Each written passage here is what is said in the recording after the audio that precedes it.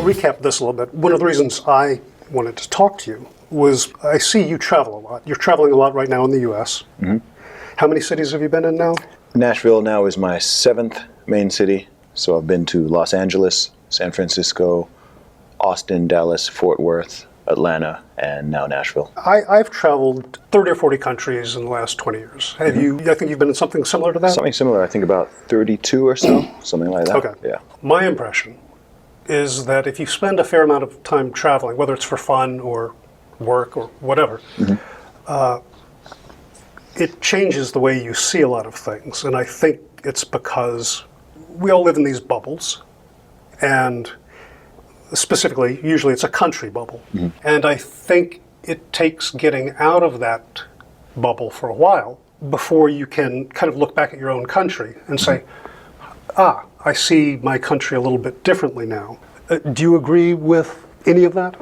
I agree with all of it. I mean, it's perspective.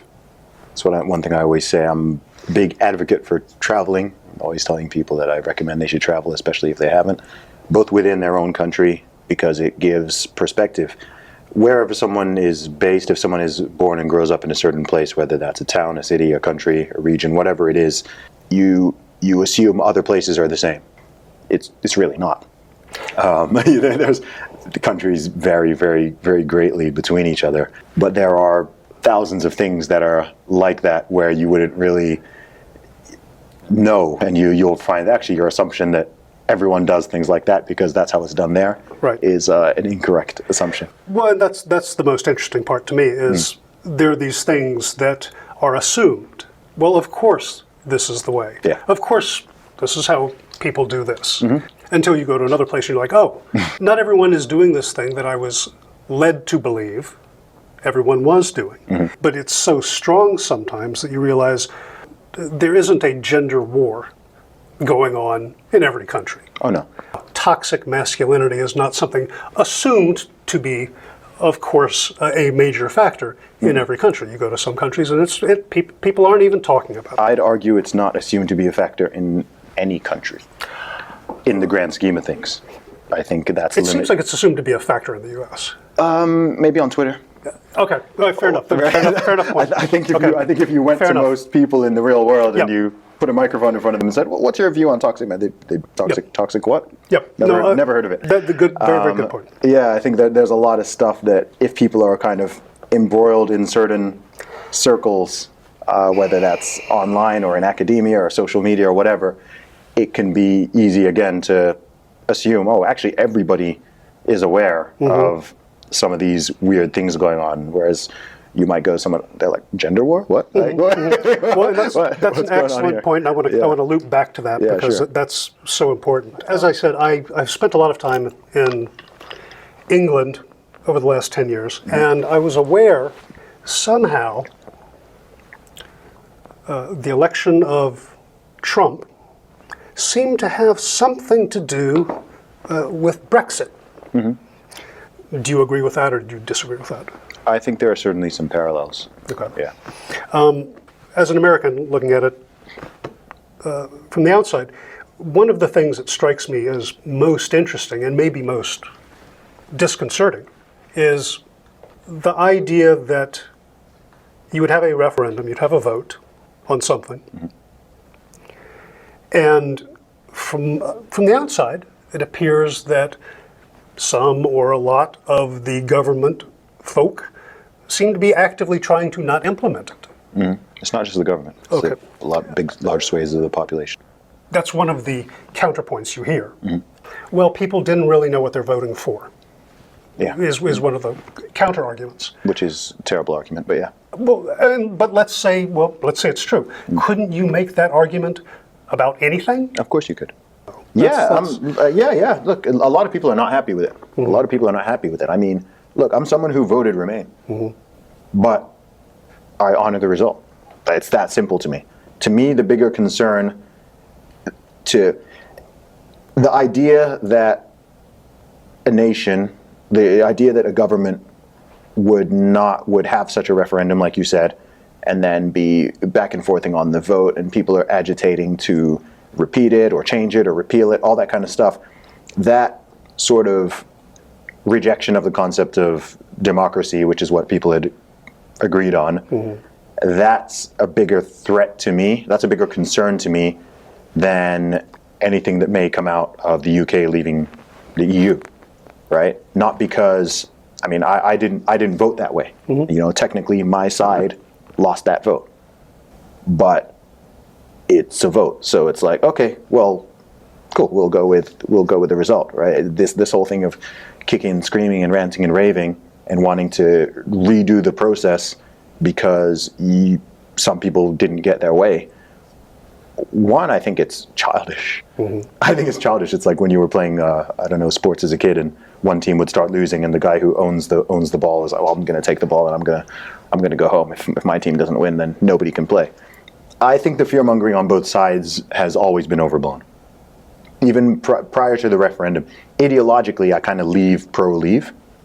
Practically, I lean more pro-remain. It's been 3 years. It's been over 3 years. Like, just get on with it and cut whatever deals you need. That's what you're elected for. Like, that's not my job. And I think this is another sort of similarity between the whole Brexit and Trump thing is, in both cases, you seem to have, and for the record, I did not vote for Trump, but in both cases, you seem to have this opposition that we will fight every day to derail either of these things. And I wonder why what's different now? Well, there's increased polarization, certainly. The gap between in the US, the gap between the Democrat Party and the Republican Party has shifted very significantly, even in the last 10 years, let alone the last 20 or 30. In the UK, I don't know how much that shift has happened. But I think certainly from the U.S. perspective, it's largely due to the polarization, both generally and then with someone like Trump specifically being such a divisive figure. Yep. You know, I have my own opinions on that. I don't think he's anywhere near as, I mean, when I get people who are going crazy to me about Trump and just, you know, screaming and ranting and raving about how awful he is and have been doing so for the past 3 years, I often just ask, like, what's he done to you? You know, like, how's your life any better or worse? What's genuine, like, in your own life, your own community, your friends, what's actually changed for you? Well, I've had similar conversations, and usually the answer I hear is, oh, that's so selfish. You're just worried about what's happened to you and me. Whereas I think, well, that's all I can really see. Sure. But no, I agree that at some point, and I get why people don't like him. He's a little hard to take. Sure. A little chaotic. But of the things you could actually measure, well, we seem to have fewer troops overseas than any time in my lifetime. We seem to be bombing fewer people. The economy seems to be doing good. Everything you could sort of objectively measure. I don't see any reason to be horrified. It's emotional. It's emotional. I mean, I'm not a very emotional person, for better or for worse. Well, we'll see if we can get you to cry. Right? So I tend to look at most things with, I try to be, you know, nobody's totally objective, but I try to be reasonably objective and cool, level-headed, and not get caught up in just what I feel, right? I feel it, but it feels like this. It feels like feelings, like whatever. You know, everyone's got their own feelings, and feelings aren't totally accurate anyway. In terms of, I'm looking more at, like policies, like stuff you said. I mean, has he started any new wars?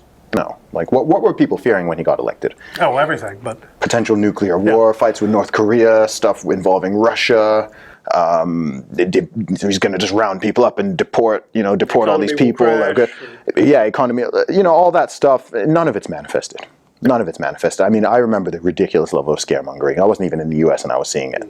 And none of that has come to pass. Nobody who said they were going to move to Canada if you want has moved to Canada.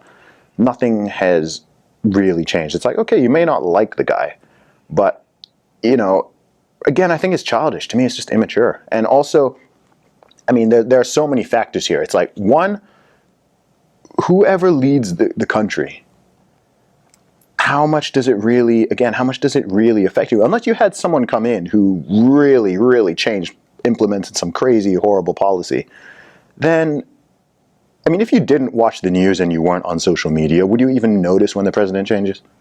You know what I mean? Like the president, the prime minister, wherever you are, people are like, oh, we don't like this guy. We don't like. I'm not aware of really how any different prime minister in the UK has ever really fundamentally affected my life for better or for worse. And if people are being honest, I think that goes across the board for millions and millions of people, right? If your life sucks, it's not because of Trump. If your life is great, it's also not because of Trump. Mm-hmm. If you want to do better, Trump is not going to stop you. If you're like, it doesn't, people get obsessed with it so much. And it's like, look, if you focus on your own, what you yourself can control, you'll be fine, because who's sitting in that house or in that parliament or whatever, in 99% of cases, it doesn't have a huge impact on you. If they want to go to war or something like that, that has an impact. If they want to implement some huge, crazy tax policy or something, then okay, yeah, that may affect you. But for the most part, it's just not that big a deal. And then secondly, whether or not your guy or your party wins, you should want them to do well. You should want your country to do well. Sure. I mean, if I'm on a plane, if I'm getting on a plane, I want that. I might not like the pilot. Yes. Right. I may think the pilot is an a-hole. But let's support him. But but I don't want the plane to crash because I don't like the pilot. Right. Yeah. And there seems to be an element of that. Yeah, there certainly. Yeah. And none of that has come to pass. Nobody who said they were going to move to Canada, if you want, has moved to Canada.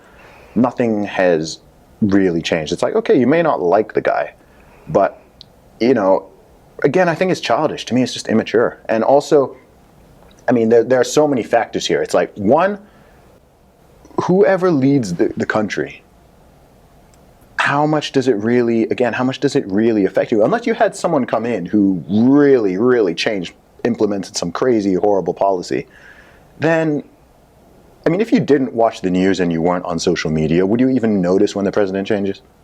You know what I mean? Like the president, the prime minister, wherever you are, people are like, oh, we don't like this guy. We don't like.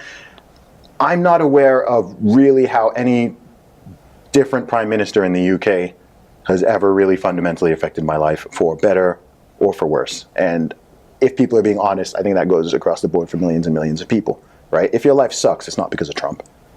If your life is great, it's also not because of Trump. Mm-hmm. If you want to do better, Trump is not going to stop you.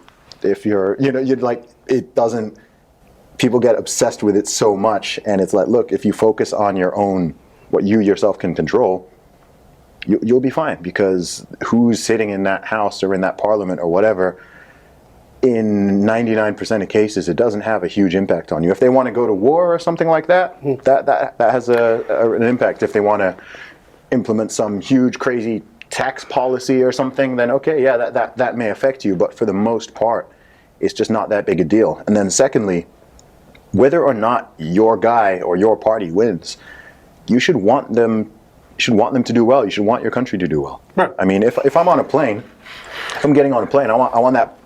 I might not like the pilot. Yes. Right. I may think the pilot is an a-hole. But let's support him and hope for the best. Yeah. But I don't want the plane to crash because I don't like the pilot. Right. Yeah. And there seems to be an element of that. Yeah. There certainly.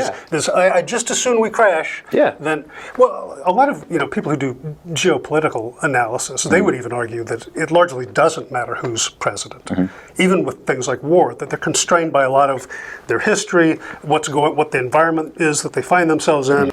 Well, at some point, it seems like even the most energetically emotional person would be like, well, I got to admit, some of these predictions, it looks like I was off a bit, but that doesn't seem to happen much. It happens with some people. I mean, there's kind of two ways people can go. Do you have their name? Who is it? I could actually physically name you. Look, for people who really didn't see Trump coming, I'm not one of them. I saw that coming before he even won the Republican nomination. I just wish I put money on it, because the odds were really, really high at that time. How would I put it? Look, so if you have a view of the world, you've got an outlook, you've got assumptions, you've got beliefs, you've got things you think you can predict, okay? And you're really sure of something.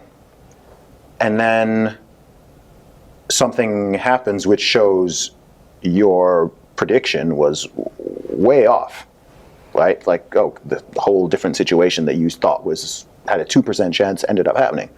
You can have two responses to that. You can go back, you can take the humble approach and be like, okay, I missed something. I had a blind spot, right? There was something going on that I missed. There are a lot of people in the country who think differently to me because I didn't see that coming, right? So that's the humble approach. And some people, I've spoken to a lot of people who have taken that approach and kind of been like, oh, okay, I had a big blind spot there.